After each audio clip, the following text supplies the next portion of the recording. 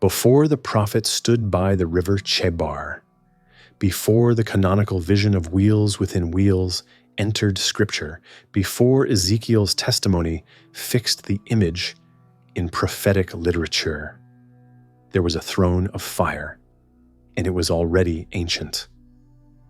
It stood at the apex of celestial architecture, surrounded by beings whose names have been lost to silence and fragmentation. The earliest mystics spoke of it in whispers, in oral traditions that predated the written word, in initiatory lineages that transmitted the vision from master to disciple across centuries now collapsed into darkness. They described a throne not made but existing, not burning but being fire, uncreated flame that was itself consciousness, awareness made manifest as light. The proto-Merkabah traditions knew this. To approach the throne was to ascend through layered heavens, through chambers guarded by angels of terrible beauty, through thresholds where the unprepared were shattered by the weight of what they attempted to perceive. Wheels turned within wheels, each possessed of eyes, each alive with intelligence. Living creatures bore the throne upon wings covered with vision. Rivers of fire flowed from beneath the seat where the eternal manifested. This was the Chariot Mysticism that informed Enoch, that shaped Ezekiel, that became the hidden foundation of Jewish and Hermetic cosmology. It was not metaphor. It was not poetry born of ecstasy. It was a map, precise, dangerous, transformative, describing the architecture of ascent from mortal consciousness to divine awareness. The vision was already old when the prophets named it. The throne vision did not emerge from prophetic Israel alone. Its roots reached deeper, into the cosmological soil of the ancient Near East, where multiple traditions converged in the crucible of Babylonian exile, Persian influence, and pre-exilic Israelite mysticism. In Mesopotamian cosmology, divine thrones appeared in mythic fragments from the 3rd millennium BCE. The Anunnaki gathered before the throne of Anu, the sky god, receiving decrees that governed cosmic order. Later, Marduk's throne in the Enuma Elish became the seat from which divine judgment radiated into creation. The throne was not furniture but architecture of authority, the point where divine will crystallized into cosmic law, where what was decreed in heaven became inevitable on earth. Persian Zoroastrianism added the dimension of fire. Ahura Mazda, the wise Lord, sat enthroned in flame at the summit of creation. The Amesha Spentas, the holy immortals, surrounded this throne as emanations of divine mind. Vohu Mana, good mind, Asha Vahishta, truth, Kshatra Vairya, dominion, Spenta Armaiti, devotion, Haurvatat, wholeness, Ameritat, immortality. Each was depicted as flame, as light, as an aspect of the singular divine intelligence made perceivable through refraction. The throne blazed because divinity itself was fire, self-illuminating, incorruptible, transformative. Early Israelite tradition absorbed and transformed these images. Fragments embedded in pre-exilic sources suggest throne visions circulating in priestly circles, and among visionaries centuries before Ezekiel walked by the Chebar.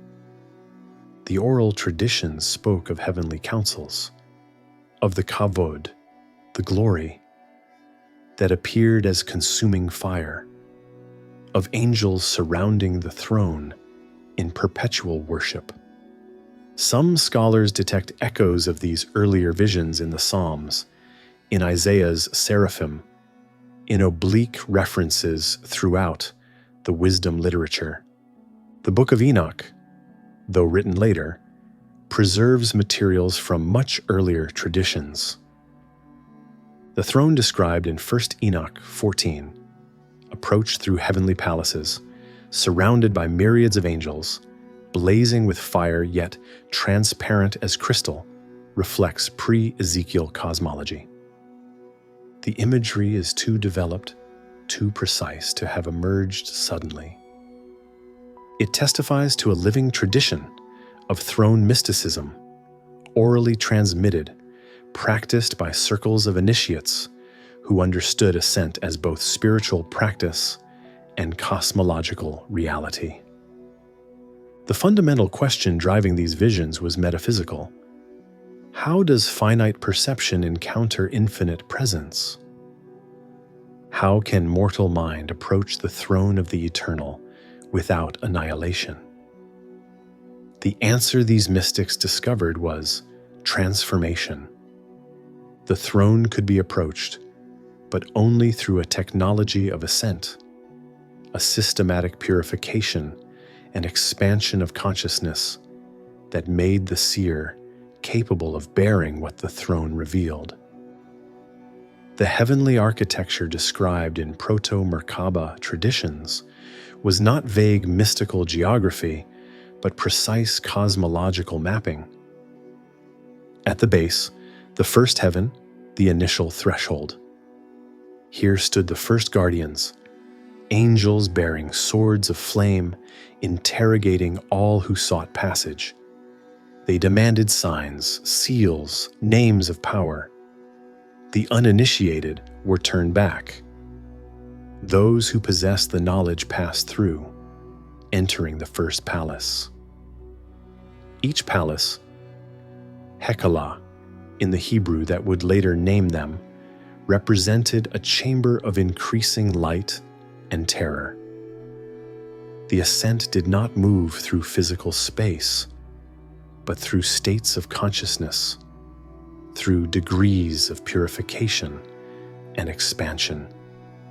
The mystic did not travel to heaven, but became increasingly capable of perceiving what was always present, hidden only by the limitations of mortal awareness. Between the palaces, gates guarded by angels whose names resounded with power. Metatron, Sandalphon, Hadraniel, Zazagel, beings of immense stature, figures of light and judgment. They tested the ascending soul, measuring readiness, ensuring compatibility. To pass unprepared was to be cast down, destroyed not by malice, but by the sheer weight of revelation. The guardians were mercy as much as obstacle. Within the palaces, the ophanim, the wheels. They turned and did not turn, moving through dimensions that mortal geometry cannot describe. Each wheel was covered with eyes, seeing simultaneously in all directions, possessed of intelligence and purpose. They were not mechanisms, but beings, living structures of the divine order, conscious components of the cosmic engine. Ancient texts describe them as full of knowledge, as spirits, as entities that moved when the Spirit moved them. They were awareness itself, given geometric form. Above the wheels, the Shio, the living creatures. Leonine face, bovine face, human face, aquiline face. Each representing a mode of existence, a direction of being. They had 6 wings, with 2 they covered their faces, with 2 their feet, with 2 they flew. But the wings themselves were covered with eyes, vision upon vision, perception stacked into layers of infinite regress. The creatures bore the throne upon these wings, sustaining the architecture through their perpetual awareness and adoration. And at the summit, the throne itself, not constructed of materials but woven from light and fire, sapphire fire, transparent fire, fire that did not consume but illuminated. The throne thought. It responded to those who approached. It spoke without words, communicated through direct transmission of understanding that bypassed language entirely. Those who reached it described the experience not as seeing an object, but as being seen by consciousness itself, as standing before awareness that was infinite, eternal, all-encompassing. The throne was the chariot because it moved, not through space, but through states, carrying the seer from one mode of existence to another, from mortal confusion to divine clarity. The entire structure, palaces, wheels, creatures, fire, was a single unified mechanism, a technology of transformation built into the architecture of reality itself. This was the vision the earliest mystics transmitted, a living cosmos with consciousness at its center, a path through ordered chambers leading to the source, a throne that was itself alive and waiting to be approached by those who had become capable of the approach. The throne is not an object in space.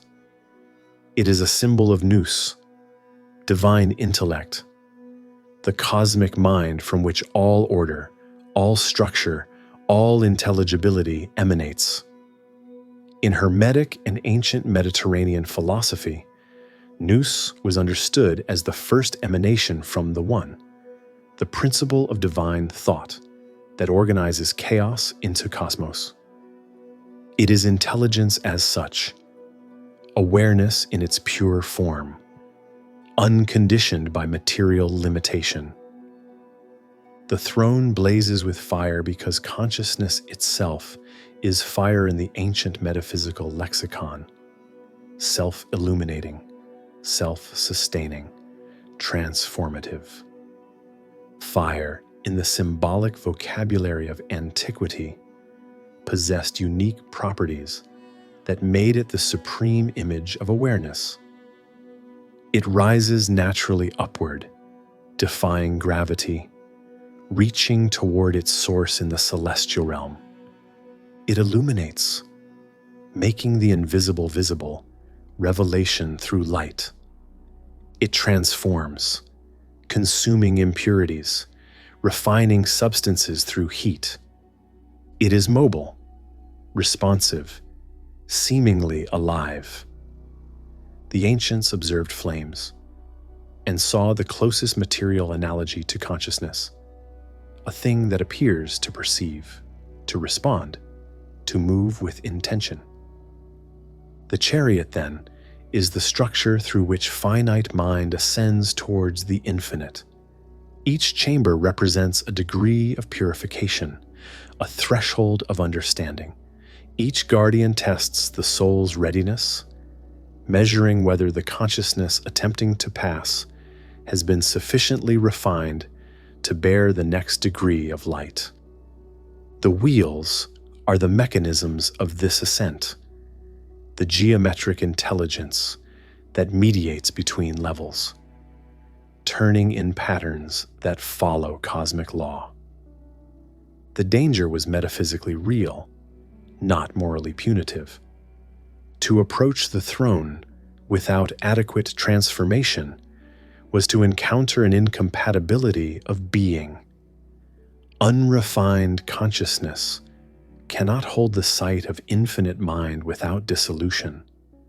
The fire that reveals truth also burns away everything false, everything merely personal, everything that clings to limited identity.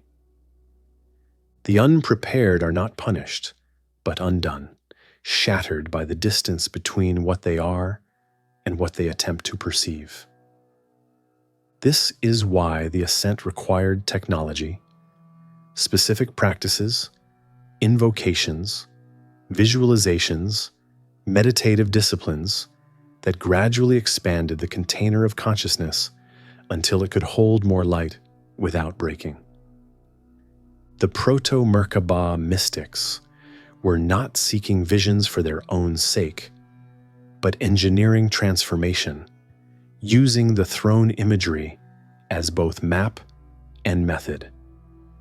The ultimate revelation was this: the throne discloses that consciousness is not local, not individual, not bound to the body-mind complex.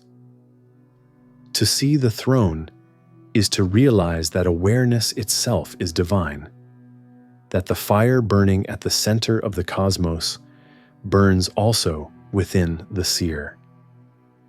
The journey to the throne is the soul's recognition of its own source, the finite discovering itself as an expression of the infinite. The fire does not destroy the mystic, but reveals what the mystic truly is beneath the layers of identification and limitation. The throne shows that there is only one consciousness, refracting itself through countless forms, and that awakening is the moment when the part realizes it was always the whole, seeing itself from the inside. The throne vision was not Israel's alone. It resonated across the ancient Near East, each tradition refining the symbol according to its cosmological grammar.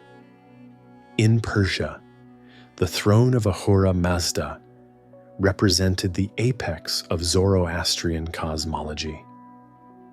The wise Lord sat in flame at the summit of creation, and from his throne flowed Asha, cosmic truth, order, alignment. The Amesha Spentas surrounding the throne were not separate beings, but aspects of the divine mind, emanations that allowed the infinite to become perceivable through differentiation. Good mind, truth, dominion, devotion, wholeness, immortality. Each was flame, each was consciousness, each a facet of the singular intelligence that sustained all things. To approach the throne was to align oneself with truth, to become transparent to the cosmic order. In Babylon, earlier throne imagery appeared in creation myths and divine council scenes. The Enuma Elish depicts Marduk enthroned after his cosmic victory, receiving the tablets of destiny, governing the assembly of gods. The throne was the seat of sovereignty, the point where decrees issued forth as cosmic law. Though less mystical than later traditions, the Babylonian throne established the image, divinity made visible through enthronement, authority crystallized into geometric form. Jewish mysticism synthesized these streams while adding the dimension of ascent. The Book of Enoch describes the righteous one approaching the throne through successive heavens, crossing rivers of fire, passing angelic hosts who part before him. The throne itself is described as crystal and fire simultaneously, a paradox of transparency and blaze. Enoch's vision, though written after the exile, preserves materials from earlier oral traditions, the heavenly palaces, the myriads of angels, the throne alive with flame and response. In Hermetic cosmology, the throne becomes the realm of nous, accessed through ascent of the soul through planetary spheres. The Poemandres describes the mind as light descending into creation and souls ascending back toward their source. Each sphere represents a limitation to be shed, a boundary to cross. At the summit, the Ogdoad, the realm beyond the planets, where souls rejoin the divine light. The chariot here is the cosmos itself, a structure the initiate learns to navigate, ascending through knowledge and gnosis. The convergences are not coincidental, but inevitable. The throne represents what all these traditions intuited: cosmic consciousness as the foundation of reality, accessible through transformation. Imagined as fire because fire most closely resembles awareness in its material manifestation. The proto-Merkabah throne traditions reveal what later orthodoxies obscured. Divine vision was understood as a technology, a reproducible method following precise laws embedded in consciousness itself. The throne was not an arbitrary symbol, but cosmic intelligence architecture, a structure in consciousness space that could be navigated by those who learned the method. The palaces, the guardians, the passwords, the seals, all were components of an initiatory system designed to transform the practitioner from ordinary awareness to something capable of bearing divine revelation. Fire as symbol of consciousness was not metaphor, but analogy grounded in observation. Fire illuminates, revealing what darkness conceals.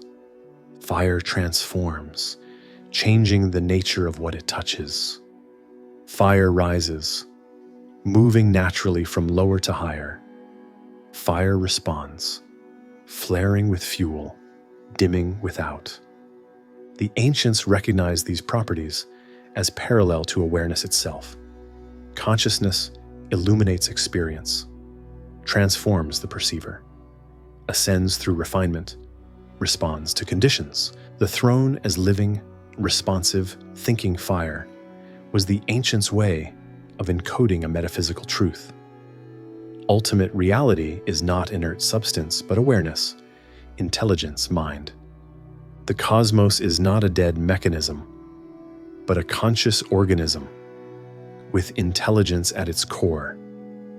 To approach the throne was to encounter this cosmic mind, to stand before awareness that sees all, knows all, from which all else derives. This understanding required the guardians and the danger.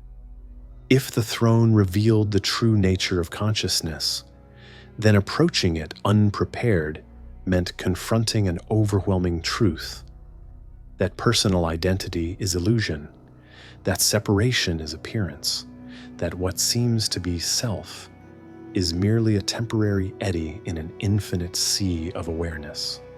Those not ready for this dissolution were protected by being turned back, preserved in their limited identity until sufficient transformation made the greater truth bearable.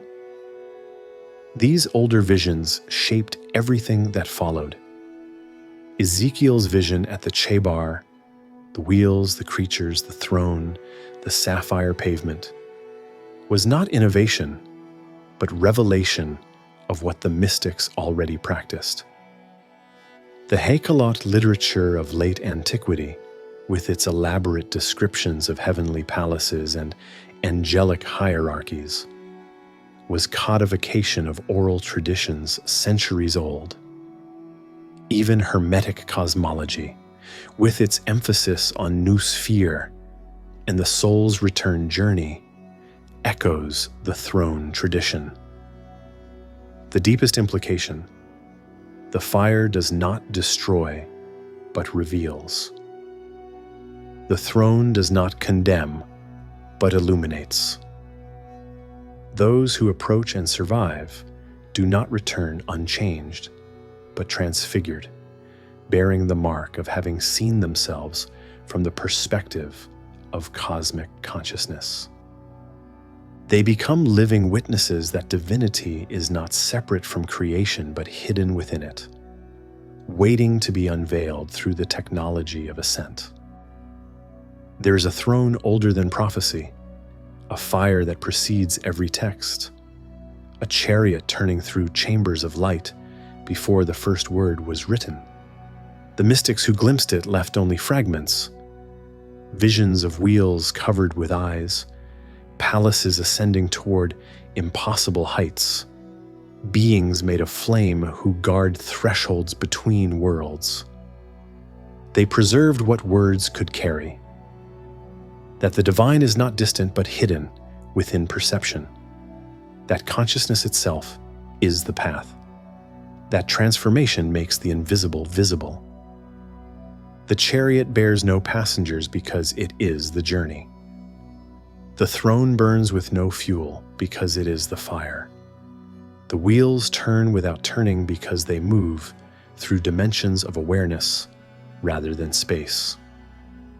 The guardians ask for passwords, not to exclude, but to ensure readiness, to protect those not yet prepared for the weight of infinite sight.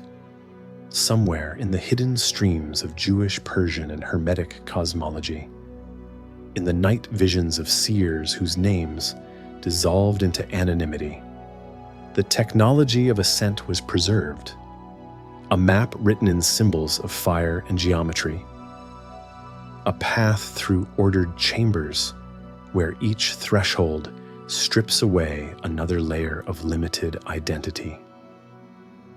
A throne at the summit where fire recognizes fire, where consciousness knows consciousness, where the seer finally sees and is finally seen as what both always were.